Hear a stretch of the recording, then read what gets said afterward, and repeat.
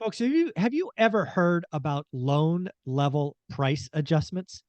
Well, this is something that I have heard about but don't really understand. I see that Fannie and Freddie are now putting out different changes to fees, and it all is so confusing and near as I can tell makes it more expensive to get loans done. But you know what? Not my area. So when in doubt, I bring on an expert. Today we have Matt, the mortgage guy, to first educate us about loan level price adjustments. What are they? And then to talk about what Freddie and Fannie did, because I think they made loans more expensive, but maybe Matt has a different opinion. So what's what, Matt? There might be some good news in there. If you're a first-time home buyer, if you got a smaller down payment or some not so perfect credit, you might have gotten adjustment for the better. I'll go into some details on that, but just for everybody, because I like to keep it simple. I've got a simple mind, so I think that I'm relatively good at it, right? So when you think loan level price adjustment, just think price. And for people who don't understand mortgages at a really deep level, as you can imagine, if you're buying a condo versus a single family, if you're putting down 3% versus 30, if you're like an investment property versus primary, there's adjustments. The stuff that's more risky is more expensive, and the stuff that's less risky is less expensive in general, right? That's just a really basic generality where if you're putting 3% down on a condo and you've got a 640 score, expect to have a higher rate than someone who's buying a single family with 40% down and an 800 credit score. Yeah, I want to poke at that just to make sure everybody understands. So let's use that example, right? So again, loan level price adjustments in your example was a condo, 3% down, 640 credit. So a loan level price adjustment may have a negative or higher cost for all three of those. A condo is more expensive than a house. 3% is more expensive than 30%. And a 640 is more expensive than 780. So a loan level price adjustment may be on multiple factors, and you may have some that are negative and some that are positive. You may put 3% down, but have an 820 credit score, right? So one is negative. I would assume one is positive. So it's loan level price adjustments by factor. Is that fair? Yeah, that's a good explanation. I like that. Okay. All right. So I saw a note from Freddie and Fannie that basically, again, my simplistic view is they made loans more expensive for most people, but there's a couple of people that it may have helped, and I didn't get it. So I think you have a picture that you're going to share, and you're going to walk through it because even I don't really understand. All I know is I think I was annoyed, but I'm not sure if I should be. Well, you might be annoyed still for different reasons. All right, cool. So let's jump into it. What I have here is the letter, which I think I won't spend more than 10 seconds on to just say this is what comes out when there's any changes is, hey, everybody, we've got new loan level price adjustments for anybody who's selling loans to us. Conventional loans, for anybody who's wondering, Fannie and Freddie handle conventional.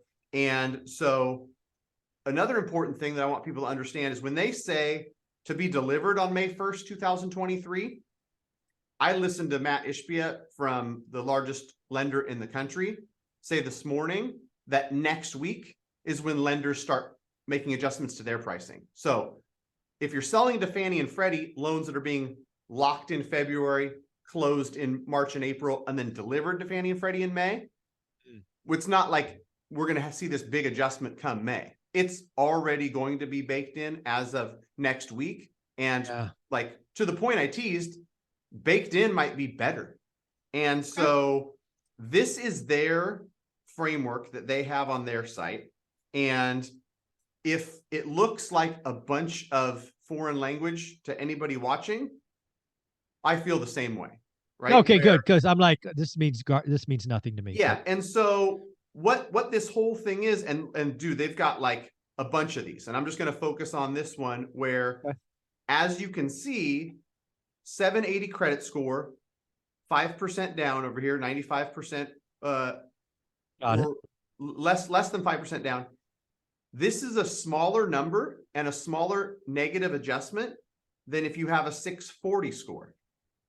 Where down here that makes sense to me, right? Yeah. And so everybody knows too, this isn't 1.5%. Like you're paying 1.5% higher than someone with a 780 score. This is basis points, probably translates the 1.5% to a 0.5%, maybe 5/8 in interest rate. Mhm. But I'm going to show another screen, Mike, because I think it's more important. This Well, is there's one more thing I want to talk about this one because I think a lot of people missed it, and I didn't get it till I read like the fourth article. Even on this sheet, if we were to look at this kind of chart from 4 months ago, Fannie and Freddie didn't have 780 or even 760. The high end for them was 740, I believe, right. So 6 months ago. they've added new buckets. Right, which is the And- creme de la creme, right? The best of the best gets a higher number. So I think that was interesting. And they would only do that because they're trying to de-risk their portfolio. Right. And so here's what I want people to see, because this is just a new grid. There was a former one, so you don't know if, 1.5 is that good? Did it used Is that to be better or 3%? worse? Yeah. Yeah, it used to be 1. So here's the heat map, Mike. And this is there we go. in red, it's better. I know that's contrary to what we usually see, but red means it got better. Orange means it got worse.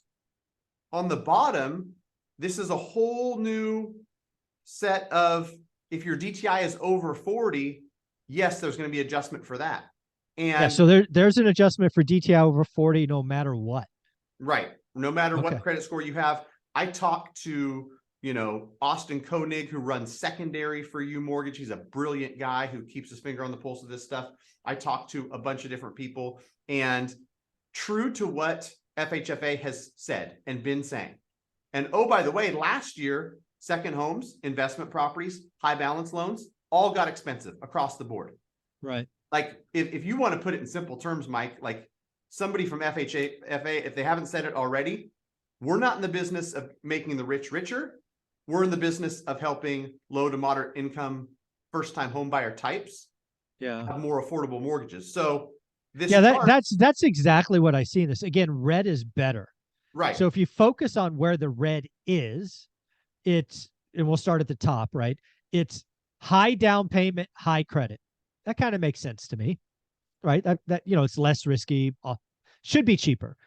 Also, it looks better for high credit, low down payment, which is interesting. Right. Again, first time home buyer, FHA, but high credit in the middle, like putting 20% down, that seems like a crime. Why would they make that more expensive?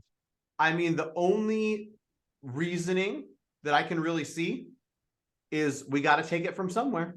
Yeah, you got to take it from somewhere. Because bottom right, where we got 100 basis points better, 5% down, 3% down, 620. Look at that. 69.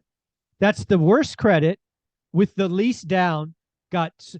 Again, this is, I think to your point, this is trying to help out first-time home buyers. I mean, wow. I mean, right. And I look at this and I get frustrated. Yeah, I mean, part of it, is a little bit scary, right? Because as much as I'm all for first-time home buyers, as much as I want to help as many people as possible, when I see somebody who's had a hard time managing credit, putting 3% down on a house, and maybe they even get the added hit for DTI over 40, like it's. What are we thinking? I mean, that's just. I mean, are we trying to encourage the least qualified to buy homes? Is that what this looks like? I mean, I think I'll play the opposite side, and I'll defend them for a second. I mean, we're trying to make it possible. Well, I shouldn't say we. It's not me. It's FHFA, right? Where FHFA is trying to make it possible for low credit, low down to buy a home.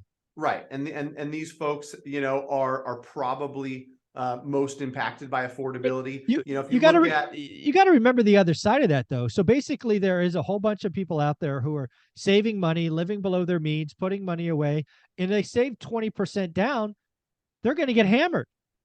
Yeah, well, that's where I think that I posted something or I talked somewhere, and somebody's like, "This is a wealth tax." This is exactly that's a good. It's a wealth tax. Yeah, which. In some ways, you're seeing that in lending right now. Like for better or worse, you're seeing it to where, second homes last year went from, you can put 10% down, get a similar rate to an owner occupied mortgage, and buy that second home in Tahoe because you've grinded your ass off for 30 years and some would say you've earned it.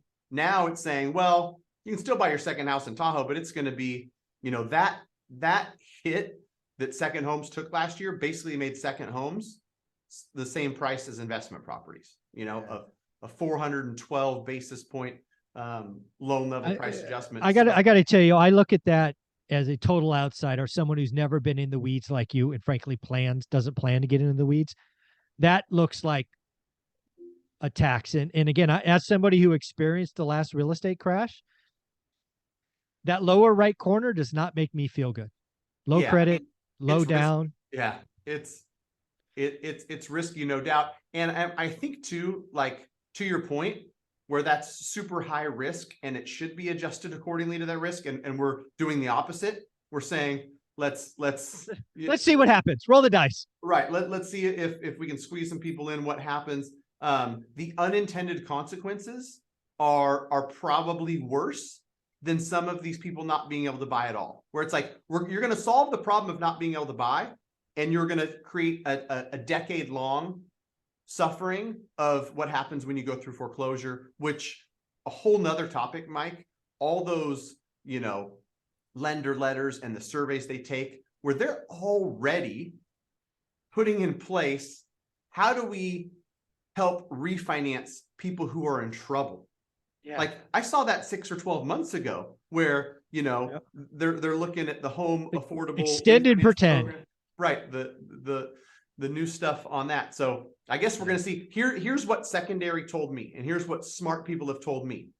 It's not the last iteration.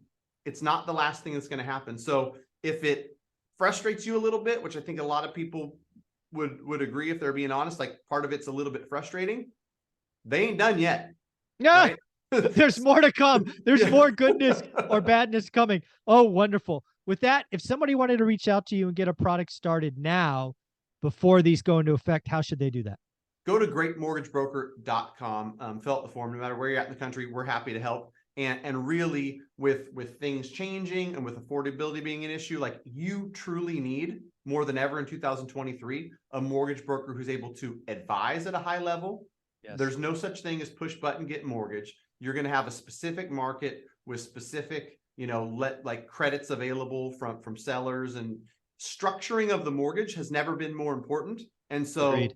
I'm all in, myself, my team, everybody I talk to, with let's ask as many questions as possible, the goals of the buyer and what they're trying to do, and then let's structure a mortgage that works for them. If it's just, I pressed a button, I got pre-approved, I slapped myself into a 30-year fixed at 6.75, you're doing yourself a disservice. So greatmortgagebroker.com to connect with a team that can do some true advising. Thank you, buddy. Appreciate you.